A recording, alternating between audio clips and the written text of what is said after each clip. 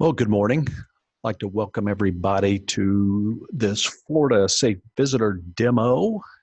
We have everybody muted, cuts down on a lot of background noise during the webinar. So if you have questions, you can post that in the Zoom dialog box. We will also record this and make it available for anybody on your team that couldn't make it today that would like to participate in this demo. Have a couple slides I just want to walk through real quickly, things that we can't necessarily show as part of the demo, but just to illustrate some of the features within the SafeVisitor system. I'm Mike McCarty. I am the founder and CEO of SafeVisitor, Safe Hiring Solutions. Safe Hiring is the parent company. We've been around almost 16 years, 7,000 clients across the United States, thousands of public and private schools, thousands of church and ministry, thousands of large volunteer organizations like Kiwanis International, Big Brothers Big Sisters. And so we have really a lot of experience in managing all things related to background screening, visitor management, automated reference checks. And this is kind of an illustration of some of the key features of SafeVisitor. Probably one of the big differentiators is we built SafeVisitor as an integrations hub. And what we mean by that is our team has experience, I come out of a law enforcement background. I was a violent crime detective in Nashville, Tennessee, started some prevention programs, left there years ago and started originally a consulting business. I did a lot of training and consulting on violence prevention for the Department of Defense, Department of Justice, Federal Law Enforcement Training Center out of Glencoe, Georgia, helped design and develop a curriculum to be taught around the United States and communities to prevent violence. We have team members that come out of the Secret Service. Some were on presidential details. We have security directors that come from large public schools that now do consulting and work for us full time. So we have a very broad base of experience with both violence prevention and with security and public and private schools. So when I say an integrations hub, we do not try to be all things to the security process. Security is a 360 program. What we do is we know what we're really good at, and then we partner with those organizations that are the best of the best in their particular market space. So that could be emergency alert systems. It could be, different components of access control. So we're an open API, so we can integrate to data sources, best in practice solutions, student information systems, anything that you're currently using so that it can be managed within either one application or you can share data between applications. We are currently, over this school year, moving an integration with the student information systems over to one roster. This is being driven by Hillsborough County Schools in Florida. And so we will have an integration within the one roster system that will be deployed going into next year, the fall of 2021. Will be managed through an integration with one roster. We have emergency alert systems. We have numerous integrations with the leading alert systems within the United States. They all kind of operate with a CAP 1.2 type standard integration. I'll show you where those integration points happen within the SafeVisitor system and how we can take information from a visitor, unruly visitor, emergency situation in an app or at the desktop application and trigger an alert that goes into your alert system, and then you can manage that two-way communication, escalation, or whatever needs to happen within your emergency alert system. Single sign-on.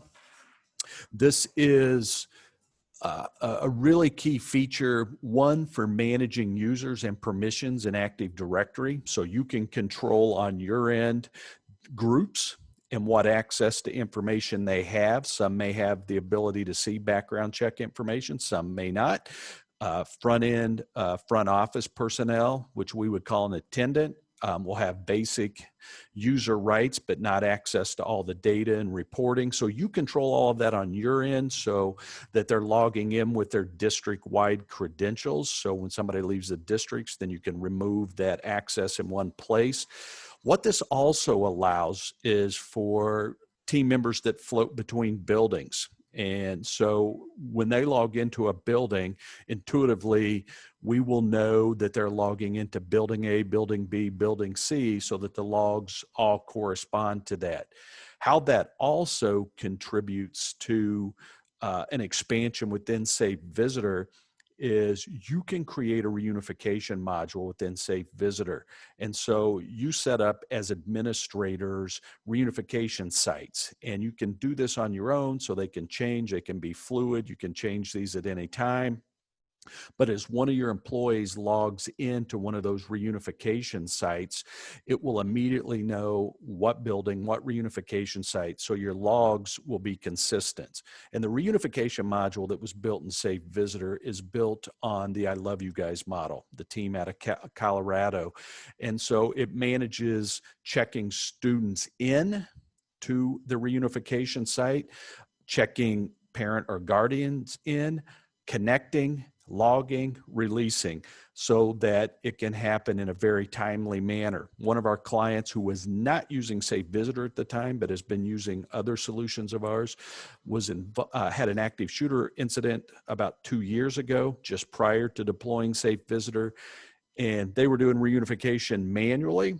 And it took almost 6 or 7 hours to reunify each of those students with a parent or guardian. So it was a really stressful and laborsome process, but this can be done very quickly and easily. As I'll show you with the student information system integration, all of your logs every day will be current and up to date. If in fact you have a natural or man-made disaster that would require you to reunify. We use a mobile app. It's a progressive web app, and you may be saying, well, what the heck is a progressive web app? If you go to Starbucks and if you utilize their app, that's a progressive web app. The advantage of using a progressive web app versus a standard or native app is we have a lot more control over it. It's really a web application, which means, especially now as we talk about some of the COVID questions and abilities we've added to the mobile app, they could be done on an app, they could be done on a desktop, tablet, and so this will function as a typical website as well as an app on a mobile device. It allows for virtual check-in.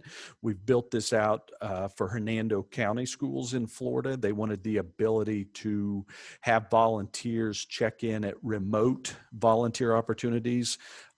Maybe they're volunteering in concession stand at a football game, or some sporting event, or field days in the spring if we get back to normal on-site volunteer and visits. It also allows, during this COVID environment where you have volunteers that are maybe picking up papers at the school, helping grade or do other things virtually or remotely, they will also have the ability to check in and check out, so it logs those volunteer hours for the district. The progressive web app also uses a geofence, and so we can geofence each of your buildings. So as an approved visitor, volunteer, employee, anybody that you create a registration type or classification, once they've been approved by the district and they have downloaded and activated the mobile app, as they approach the building, it will automatically send a request to enter to the front office team if they have location services turned on and activated. If they do not, they can simply hit a doorbell in that app and it'll accomplish the same thing. It'll push a request to enter. So by the time they walk up to the front door, if it's locked and you're using an A phone or some kind of video conference system, their information's already going to be up on the front office team's display. We have an arrest alert. I'll go into this and show you how this works, but we've integrated with about 93% of the jails or booking institutions across the United States. And so within that integration. So with the Hillsborough County Open RFP, and we have, I believe, somewhere in the neighborhood of 15 schools in Florida that have joined this open RFP. The pricing in that RFP, it's $1.50 per volunteer to get continuous real-time alerts. So you go through a background screening process, the volunteer is approved. Let's say they travel on business or vacation, they get arrested anywhere in the United States. It's going to send a real-time trigger to the SafeVisitor system. It's going to take away their credentials. They will not be able to scan into one of your buildings. It will notify your team responsible for background checks. They will go in, they will grab the information, you'll start your investigation, and then somebody on your team has to manually move them back to approve or permanently deny them. And that is all done automatically within the system. Custom applications, I'll share the Hillsborough County application. You can use our short application or you can create a custom application.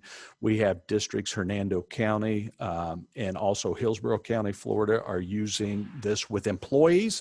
It can be with certain segments of employees that act as volunteers going into other buildings where they have children, or if you want your employees to check in at buildings that are not the building they're assigned to. So you can manage employees within this system as well. And then remote ID validation is going to be rolled out in the first quarter of 2021. And this is the ability for anybody that virtually completes a background check or an application, you can add remote ID validation. These are function and features where we can identify them remotely.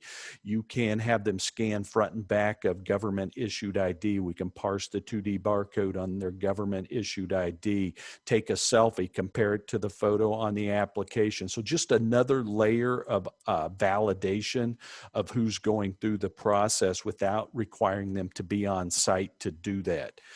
So that's kind of a high-end overview. Real quickly, here's some contact information before I get into the rest of the demo. If you want to jot this down, if you have questions and want to circle back after the live demonstration. So SafeVisitor, it's a cloud-based application, everything hosted in the Microsoft Azure environment. So the deployment is very straightforward for especially large school districts. Very little support required on the IT team. Initial deployment, you have multiple options. This can be deployed like I have it right here, which is running at the front desk. So they're walking in or interacting with security or front office team members. It can operate in kiosk mode. You can create your own kiosk using, approved devices. Many of the devices, even a laptop computer can work with, even without a touch screen if you want to attach a mouse to it. So really it's within your environment how you want this to work. We have schools, one of our largest schools in Texas, they run multiple kiosks in their entryway. They have a fast pass kiosk on one side. This is for all the individuals they know. This could be volunteers, can be vendors, community partners that are in and out of the buildings frequently. They check in through the fast pass kiosk. They have another kiosk set up on the opposite side of the entryway. This is for unknown visitors. These are your temporary visitors, maybe somebody coming in for a meeting. We don't know them. They have not been pre-approved, so they're going to scan in with a government issued ID. We support all government IDs in North America. So within the United States, that would be any ID card from any of the 50 states, military IDs. We support the Mexican consulate card, Canadian. Any of those will scan into the system, and that's what you would use on your temporary visitors. And that's a big paradigm shift from some of the other visitor management systems that require all of your volunteers, vendors, and everybody coming in to always scan their government issued ID. That's exposing a lot of personal information. That's why we manage your high frequency visitors different. We credential them. They get a SafeVisitor ID mobile app. And so they're not having to expose all their personal information because we know who they are. They've already been validated. So on the dashboard, you've got, and these buttons are configurable. You can call them whatever you want. So in a kiosk environment, you can name these whatever you want: volunteer blue badge, vendor blue badge, first time visitor yellow badge, whatever you want to label these buttons. They're completely configurable. So as they arrive on premise, let's say I'm checking in at the front desk, I'm going to click on this button. If somebody's handed me an ID at the front desk, or if they're at a kiosk, they're doing all of this. If you're doing it at a kiosk, you also have the ability to set rules, and these are based on your policies. We have some school districts that say we want them to interact at the kiosk, and when they check in, as long as there's no status change, meaning we're going to run against your excluded parties and we're going to run against national sex offender data every time a visitor, volunteer, anybody checks into the system. If there's a hit, they get a pop-up message at the kiosk that says, stand by waiting for attendant, and it'll push that information over to your front office team to manage that before they allow them in the building. You have the ability, if it comes back clear, to say, hey, we want to issue a fast pass. We want them to be able to check in, print their badge, off they go.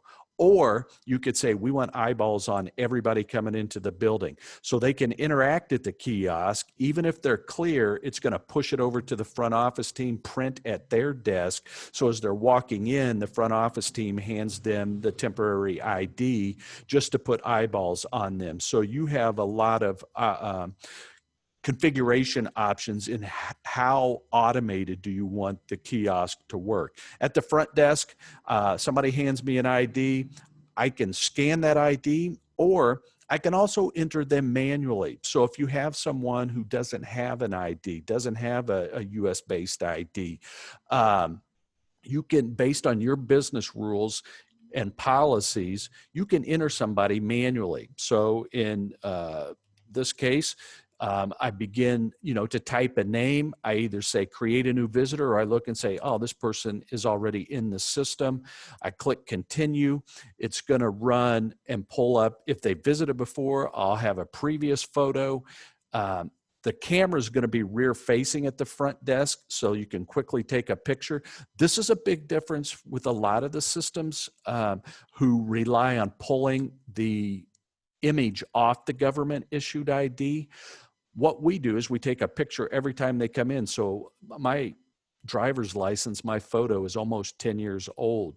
And so there can be very big changes between how somebody looks on a government issued ID or how it prints on the temporary ID. It also allows you as a front office team, if somebody comes in and say, in this example, long hair, now all of a sudden you look and say, wow, he has no hair. Dramatic change in appearance, I can take another photo and update that photo automatically in the system.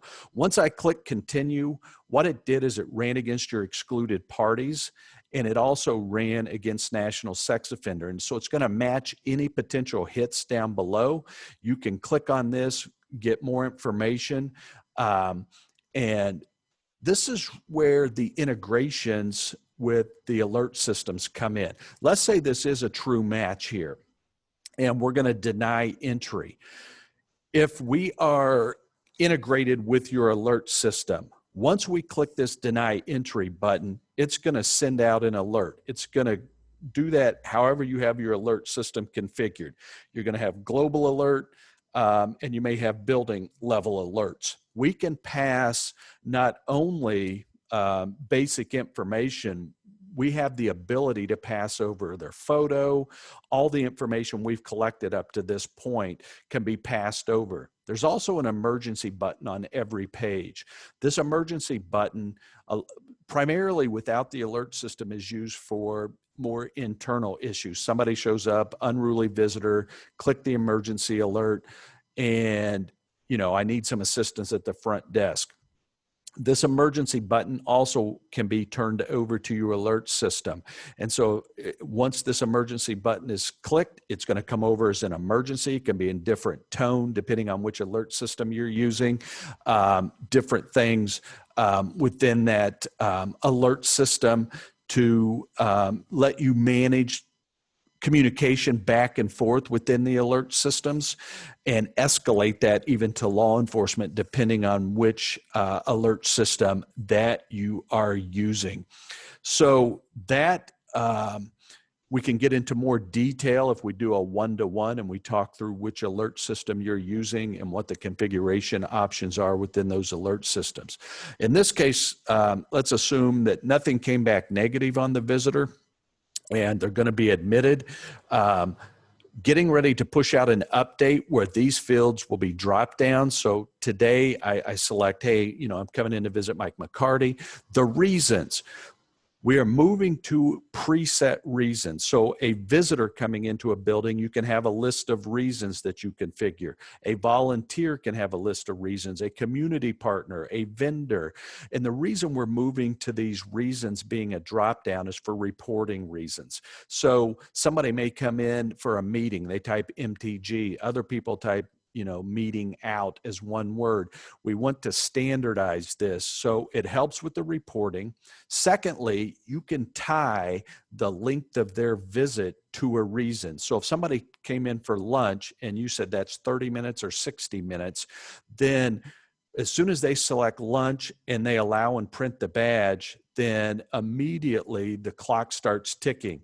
And if they overstay that visit, there's another tab that'll pop up on the front office team's desk, and there'll be an alert pop up to let them know that they have a visitor that's overstayed their visit. And so you can determine why they're still in the building. So for demo purposes, I'm going to click meeting, and then I'm going to allow and print the badge. If there's any possible matches, we're going to give a pop-up. This just requires them to acknowledge that they reviewed the information before they allow them in the building. Then it's going to print a temporary ID badge. With that temporary ID, it's going to put the classification. I'm a visitor, I'm a volunteer, I'm a community partner, or whatever classifications you create, what building, who they're visiting, date and time stamp.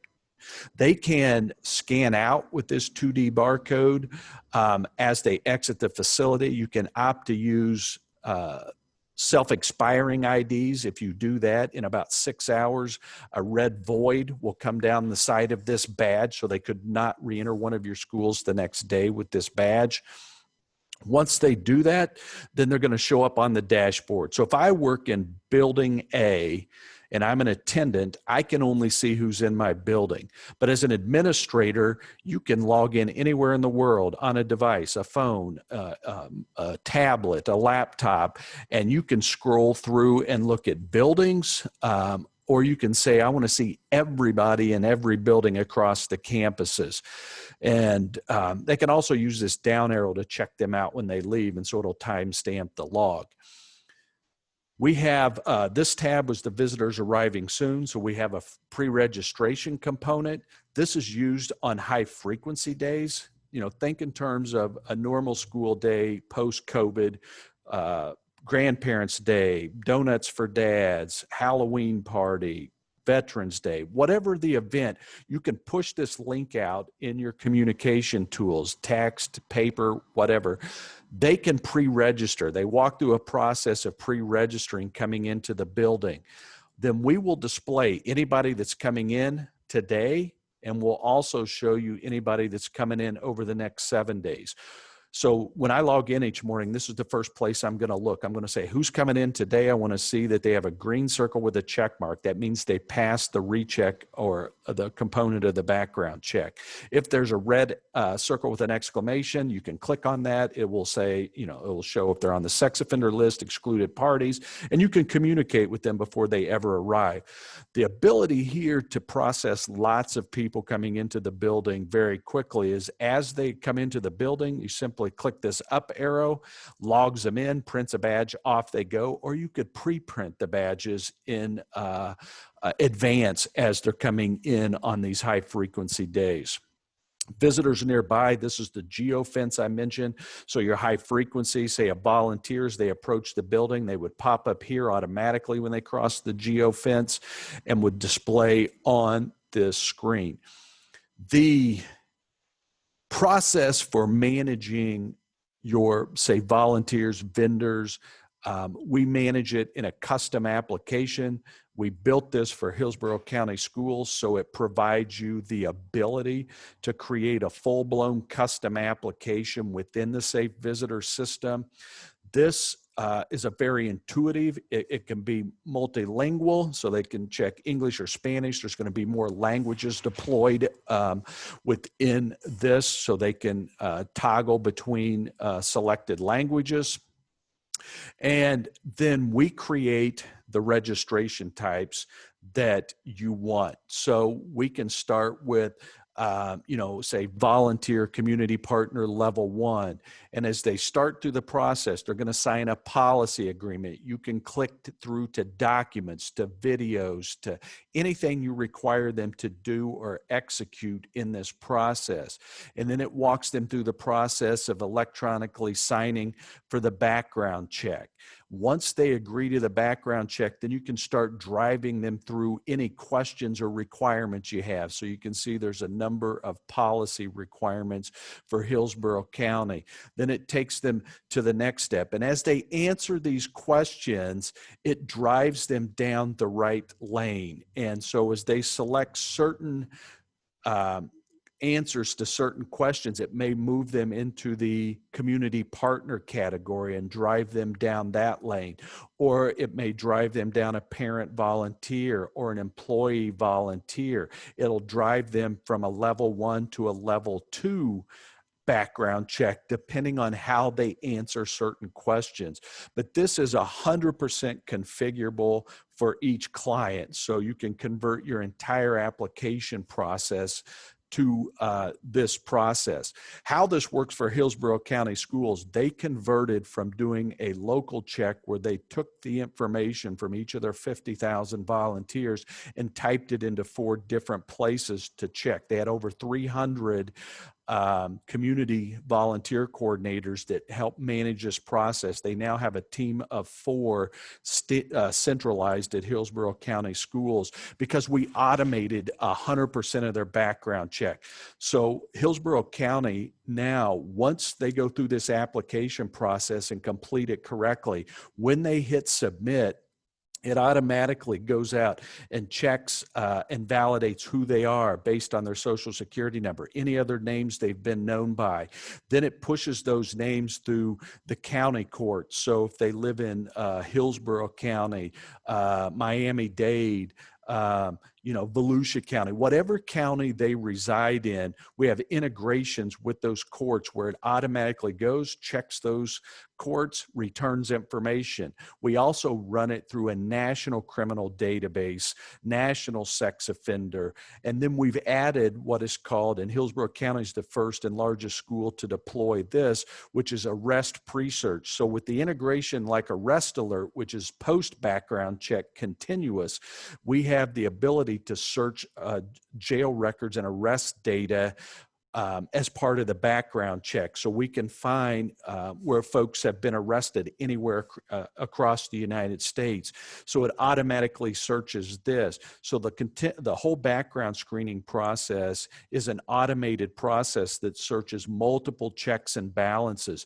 When it comes back, your volunteer team has the ability in the registration process to say, we want this to be an automated process. So if 90% of our volunteers come back clear, we want them to be auto-approved, sends them a message they've been approved, they download and activate the mobile app. And so now, as a team, we only have to manage those volunteers, vendors, whomever, that have a criminal history.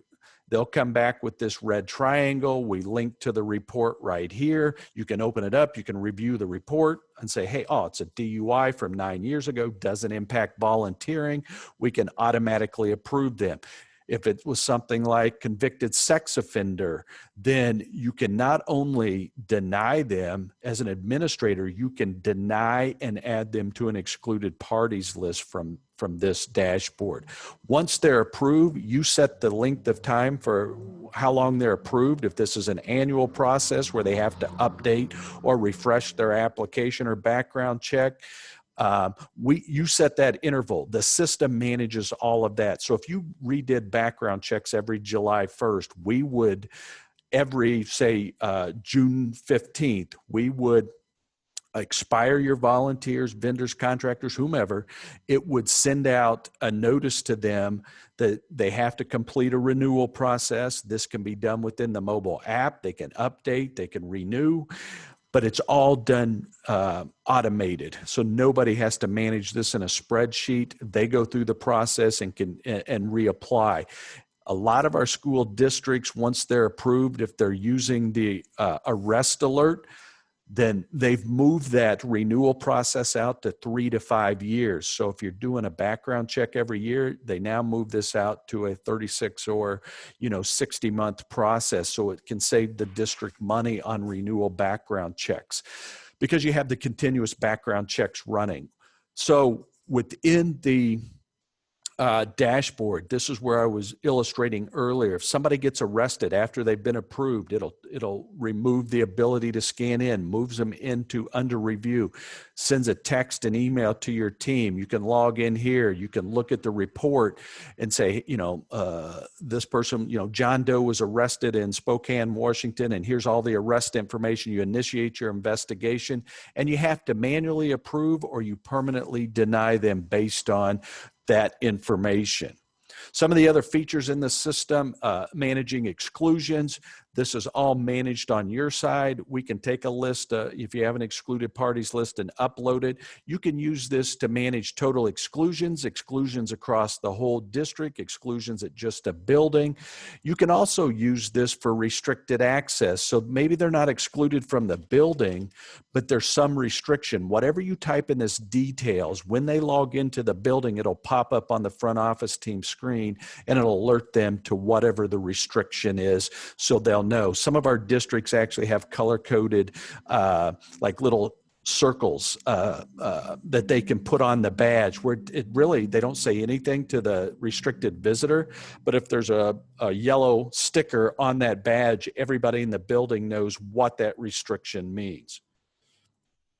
Visitor logs, much the same as what you have if you're using a visitor management system. One of the key features that's a little different is we keep a copy of every ID. So if Michael Johnson's been in a building 20 times, we have his ID that was issued each of the 20 visits with his photograph on that. You can search those by buildings, attendance, date ranges, or simply typing in a name. We keep a separate denied entry log. So we got a whole robust reporting function for volunteer reporting hours. You create any number of continuous reports that you want run, and they get added into this portal right here. So you can have them auto-generate on whatever frequency you need those reports to generate.